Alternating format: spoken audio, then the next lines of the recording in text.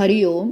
भगवद्गीता बोध योगदास श्री जयगणेश जोशी यांनी केलेले निरूपण. अध्याय 18 मोक्ष संन्यास योग.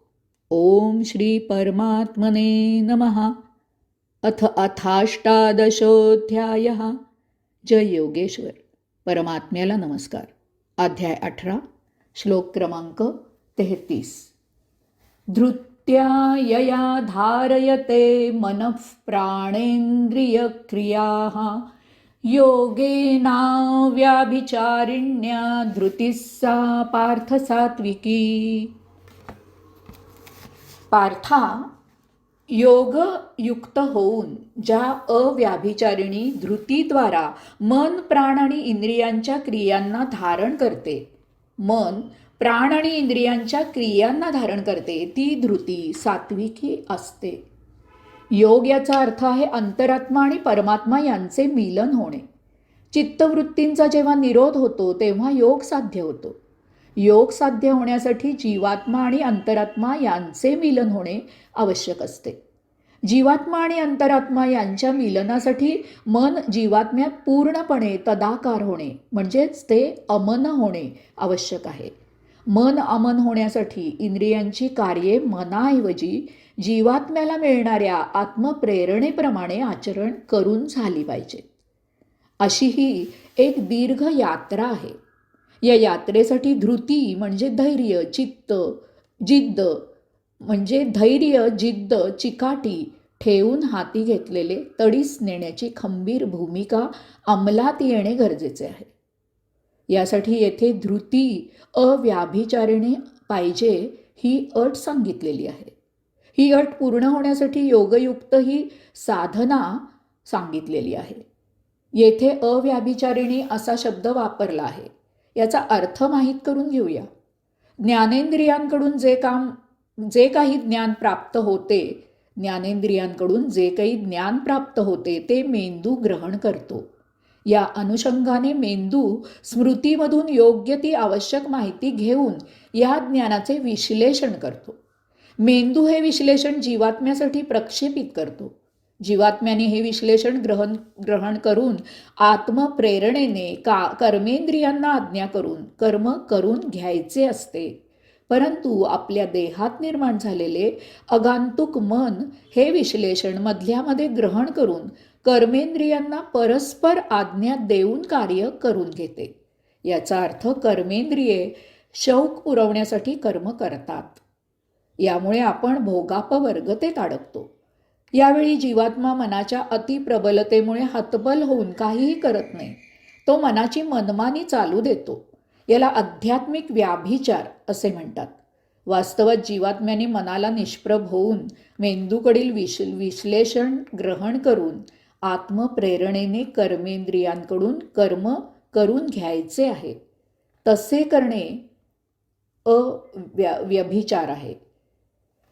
जीवात्म्यात मनाला निष्प्रभ करण्याची ताकद यावी यासाठी मनाचे खच्चीकरण करायचे आहे. मन अमन करायचे आहे. त्या योगे मन निष्प्रभ होऊन जीवात्मा मेंदूकडील विश्लेषण ग्रहण करून आत्मप्रेरणेने कर्मेंद्रियाकडून कार्य करून घेईल. मेंदूकडून विश्लेषण ग्रहण करून आत्मप्रेरणेने कर्मेंद्रियांकडून कार्य करून घेईल. म्हणजे जीवात्म्याकडून होणारा व्याभिचार होणे बंद होईल. त्यामुळे आपली भोगापवर्गता नष्ट होईल. मुक्तीच्या मार्गातील अडथळा दूर होईल. यासाठी आपण योगयुक्त व्हायचे आहे. योगयुक्त याचे निरूपण आपण कर्मयोगात केलेले आहे. योगयुक्त होण्यासाठी धृती म्हणजे धैर्य, जिद्द, चिकाटी असणे आवश्यक आहे. अशा धृतीला सात्विकी धृती असे भगवंत श्रींनी येथे म्हटले आहे. याला जोडून पुढचा श्लोक क्रमांक 34. यया तू धर्म कामार्थान धृत्या धारयतेर्जुन प्रसंगेन फलाकांक्षी धृतिः सा पार्थ राजसी. अर्जुना, परंतु ज्या धृतीद्वारा कर्माच्या फळाची अपेक्षा असणाऱ्या मनुष्याकडून धर्म, काम आणि अर्थ याची टोकाची अभिलाषा आणि आसक्ती ठेवली जाते, ती धृती राजसी असते.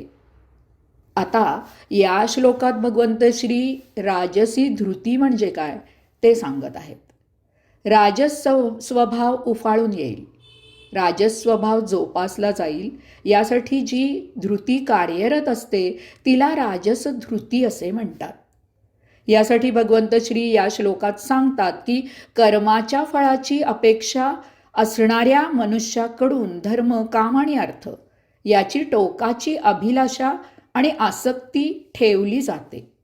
कर्माच्या फळाची आत्यंतिक टोकाची अपेक्षा ठेवणारा म्हणजेच राजस स्वभाव असलेला मनुष्य.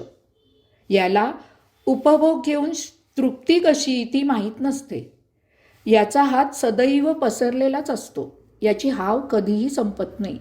अशा मनुष्याचा हा स्वभाव जोपासला जाईल, त्याच्या या स्वभावाला खतपाणी घातले जाईल, अशी धृती राजसी असते. अशी धृती असलेल्या मनुष्याकडून धर्म, काम आणि अर्थ याची टोकाची अभिलाषा आणि आसक्ती ठेवली जाते.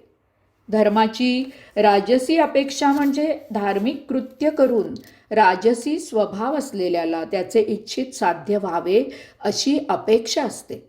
तो त्याचे भौतिक उद्दिष्ट साध्य व्हावे यासाठीच धार्मिक विधी करत असतो.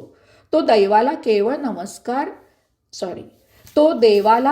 नमस्कार करायचा म्हणून नमस्कार करत नाही.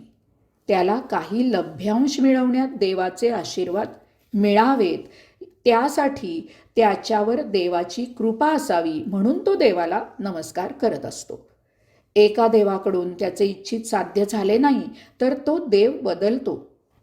कामवासना, वांछा, इच्छा या सतत आणि कायम उपभोगण्यासाठी असतात, त्या तृप्त करण्यासाठी नसतात. हा याच्या जीवनाचा मूलभूत सिद्धांत असतो. त्यामुळे कितीही उपभोगायला मिळाले तरी याची कामना शमत नाही.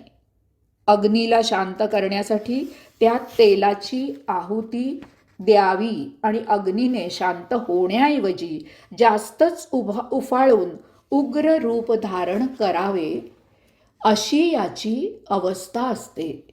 अर्थ मिळवून आरामात आयुष्य जगावे यात सांसारिक विचार करता वावगे असे काहीही नाही.